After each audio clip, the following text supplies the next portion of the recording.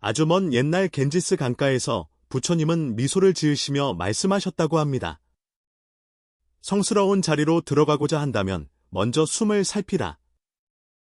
숨은 생각과 같고 들숨은 발걸음과 같으니 숨결은 저절로 자연으로 돌아간다. 어찌하여 부처님은 그토록 호흡을 강조하셨을까요? 그저 들이쉬고 내쉬는 이 단순한 움직임이 정말로 수행의 깊이를 가릴 수 있을까요? 어쩌면 지금 이 글을 펼친 것도 우연이 아니고 오래전부터 마음이 준비되어 있었기 때문일지 모릅니다. 오늘은 오래 묻혀있던 가르침을 차분히 더듬어 보려 합니다. 숨을 길게 잡아 아랫배에 머물게 해야 하는지 아니면 내쉼을 고요히 길게 해야 선정이 깊어지는지. 오래 논쟁이 이어져 온 이 주제 속에는 생각보다 더 깊은 뜻이 숨어 있습니다. 잠시 마음을 모아 서로에게 따뜻한 안부를 건네 보십시오. 그 마음이 바로 수행의 문을 열 열쇠가 되기도 합니다. 옛 기록에는 당나라 정관 영간 중남산 깊숙한 골짜기에 서 있던 서흥사 이야기가 전해집니다. 그곳의 주지 스님은 공명이라 불렸고 젊은 시절부터 숨을 다스리는 길을 누구보다 애써 구했습니다. 하지만 그 또한 처음에는 많은 새끼를 돌고 돌았습니다. 10살에 출가하여 총명하다는 칭찬을 들었고 20살 무렵 본격적으로 조식법을 익히며 온갖 경전을 뒤져보니 말이 서로 달랐습니다. 어떤 이는 들숨을 길게 이어 반 시간 동안 한 번에 숨을 잇는 경지에 이르면 기운이 단전에 쌓인다고 했고 또 어떤 이는 내심을 비단실처럼 천천히 느려야만 마음이 가라앉아 선정에 든다고 가르쳤습니다.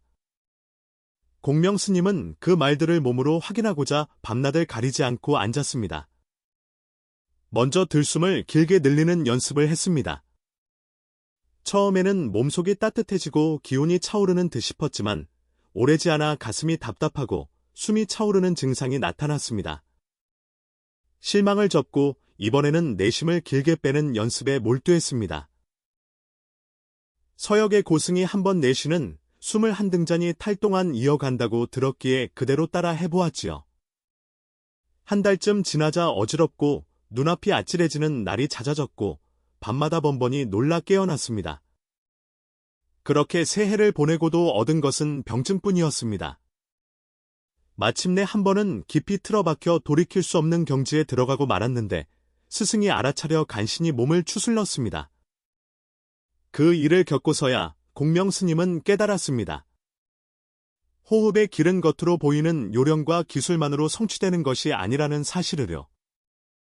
그때부터 그는 어느 한쪽을 억지로 세우지 않고 호흡이 스스로 흐르는 바탕을 찾아 살폈습니다.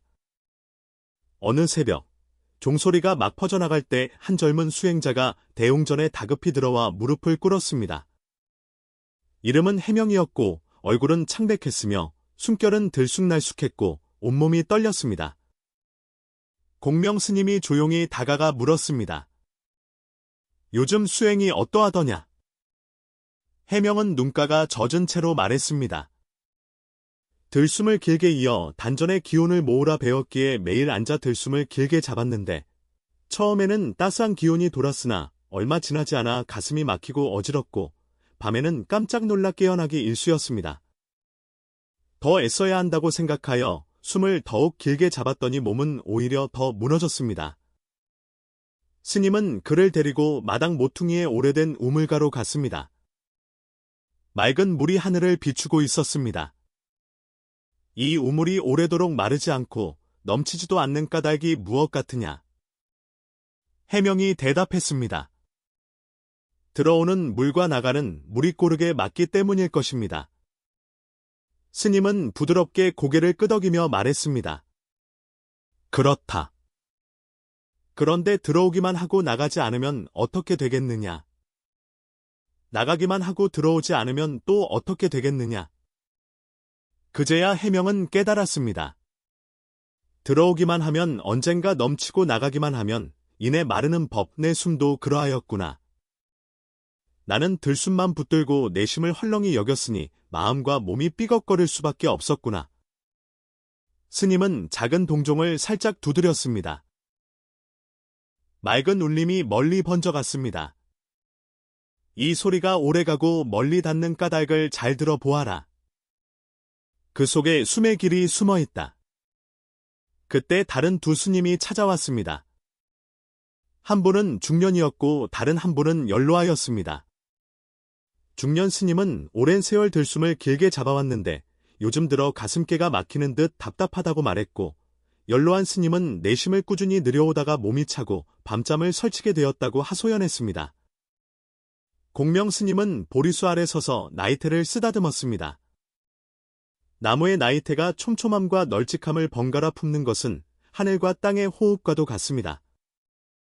빠른 것과 느린 것이 서로 바뀌며 흐르지요. 들숨과 날숨 또한 그와 같습니다. 어느 한쪽만 붙들면 자연에서 멀어지고 맙니다. 사람들은 물었습니다. 그럼 우리는 어떻게 숨을 조절해야 합니까? 들숨을 더 길게 할까요? 아니면 날숨을 더 천천히 할까요? 스님은 떨어진 나뭇잎 하나를 집어들더니 손끝으로 살짝 밀어 바람에 맡겼습니다. 입은 위로 한번 흔들리듯 하다가 이내 가볍게 내려앉았습니다. 잎이 먼저 오르다가 내렸는지 먼저 내려가다 잠시 오른 것인지 헤아리려 들면 원래의 춤을 놓치게 됩니다. 숨도 다르지 않습니다. 들이쉼과 내쉼의 길이와 속도에 집착하기 시작하는 순간 숨은 굳어지고 마음도 좁아집니다. 그러니 숨을 억지로 만들지 말고 숨이 스스로 가는 길을 살피십시오. 물이 우물 안에서 저절로 돌고 구름이 하늘에서 저절로 흩어지듯 그렇게 두는 것입니다.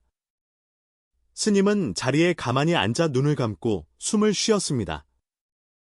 들숨은 가볍고 부드럽게 들어왔고 날숨은 자연스레 흘러나갔습니다. 억지로 세게도 느리게도 하지 않았습니다. 곁에서 지켜보던 이들의 어깨가 조금씩 내려앉았습니다. 해명이 낮은 목소리로 물었습니다. 이것이 스님이 말씀하신 자연의 길입니까? 스님이 미소 지으며 대답했습니다. 그래, 수행의 첫째는 자연과 자제로움이다. 들숨을 길게 잡으면 기운이 모이는 듯하고 내심을 길게 하면 마음이 고요해지는 듯하지만 길게와 느리게를 얻으려는 마음이 앞선다면 이미 본뜻에서 멀어진 것이다. 그렇게 하면 오래지 않아 몸과 마음이 반발한다. 사람들 마음속에 맺혔던 의문이 조금씩 풀렸습니다. 누군가 다시 여쭈었습니다. 하지만 예로부터 전해진 경전에는 호흡의 중요성을 거듭 말합니다. 길게 쉬라거나 천천히 내쉬라거나 하는 구절이 많은데 이것은 어찌 받아들여야 하겠습니까? 스님은 말했습니다. 경전은 먼저 길을 열어주는 표지와 같고 선현들의 체험을 나누어 준 기록과 같다. 처음 배우는 이에게는 어떤 손잡이가 필요하니 들숨을 좀 더 길게 하라, 내심을 부드럽게 하라 하며 요령을 알려준다. 그러나 그것이 끝은 아니다. 요령을 넘어 마음이 스스로 깨어있는 자리를 만나야 한다. 숨은 그 깨어있음에 따라 절로 바르다. 마음이 쉬면 숨도 쉰다. 마음이 들뜨면 숨도 들뜬다. 그러니 숨을 고치려 들기보다 마음을 먼저 살피는 것이 옳다. 스님은 낡은 거울을 꺼내 한 스님에게 건넸습니다. 거울 속 내 얼굴을 잘 보아라. 근심과 집착이 보이는가? 마음이 평안하면 숨이 부드럽고 마음이 불안하면 숨이 거칠어진다. 호흡은 마음을 비추는 맑은 물과 같다. 마음을 가라앉히면 물결은 스스로 잦아든다.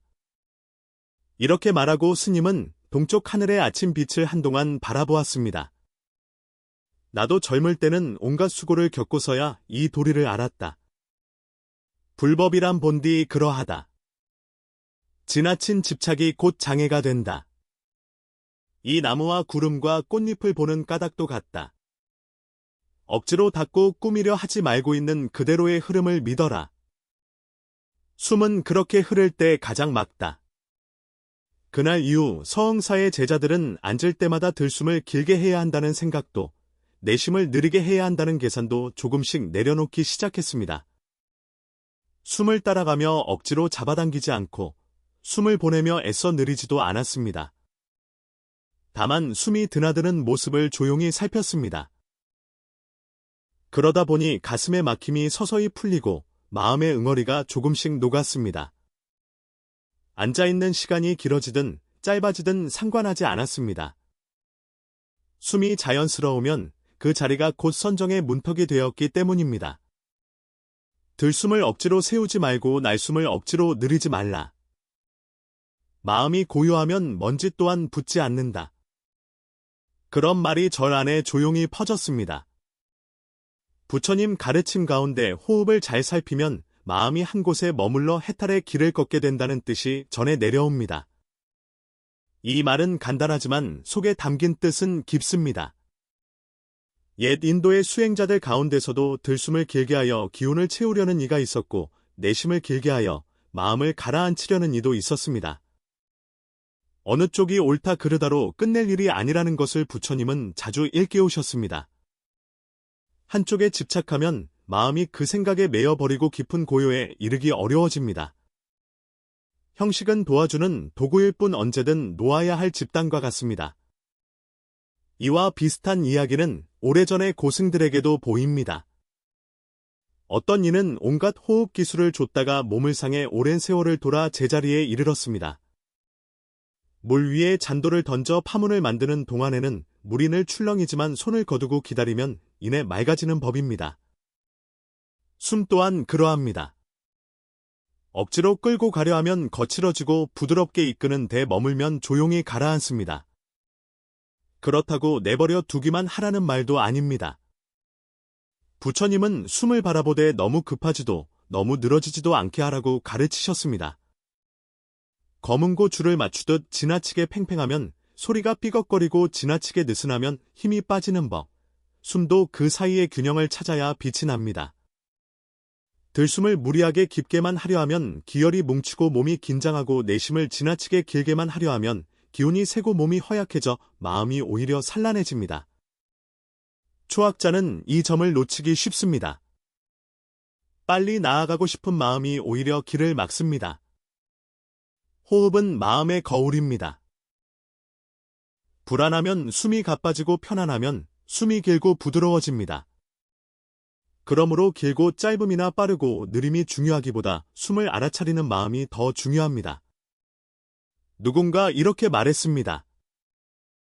호흡을 억지로 바꾸어 편안해지려 하지 말고 편안해지는 길을 알아차리는 가운데 숨이 스스로 고르게 되게 하라. 관찰이 중심입니다.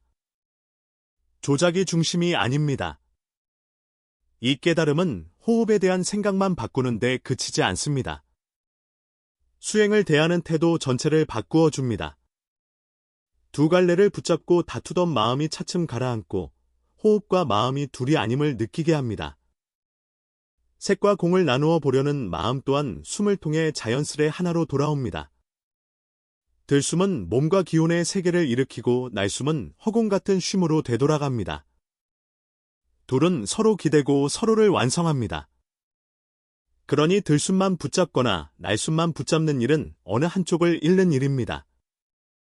모든 방법과 기술은 다리를 건너게 해주는 판자와 같습니다. 강을 건넌 뒤에는 어깨에서 내려놓아야 합니다. 내려놓을 줄 알아야 다음 강도 건널 수 있습니다. 이제 우리 삶으로 돌아와 보겠습니다. 날마다 앉아 숨을 지켜보되 고치려 들지 마십시오. 구름 흐르듯 살피기만 하십시오. 숨이 어수선하다고 느껴지면 굳이 깊게 만들려 하지 말고 그 어수선함을 있는 그대로 알아차리십시오.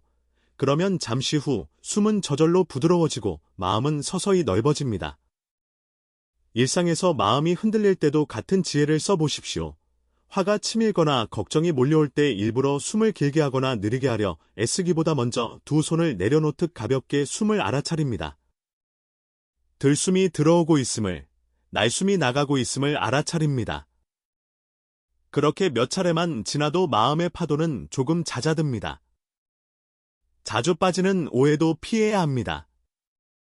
수행의 표를 얻겠다는 마음으로 지나치게 깊은 호흡이나 지나치게 느린 호흡만을 쫓으면 몸은 금세 신호를 보냅니다. 어지럽거나 답답하거나 잠이 흐트러지는 것들이 그 신호입니다. 그때 필요한 것은 더 강한 기술이 아니라 방향을 바로잡는 일입니다. 내 숨을 지켜보는 마음을 세우는 것, 그 하나면 충분합니다. 그렇게 익혀둔 알아차림은 호흡을 넘어 관계와 일과 병마와 노년의 일상에도 똑같이 쓰입니다. 바깥 풍경과 속마음이 크게 흔들릴 때도 그 알아차림이 다시 균형을 찾아줍니다.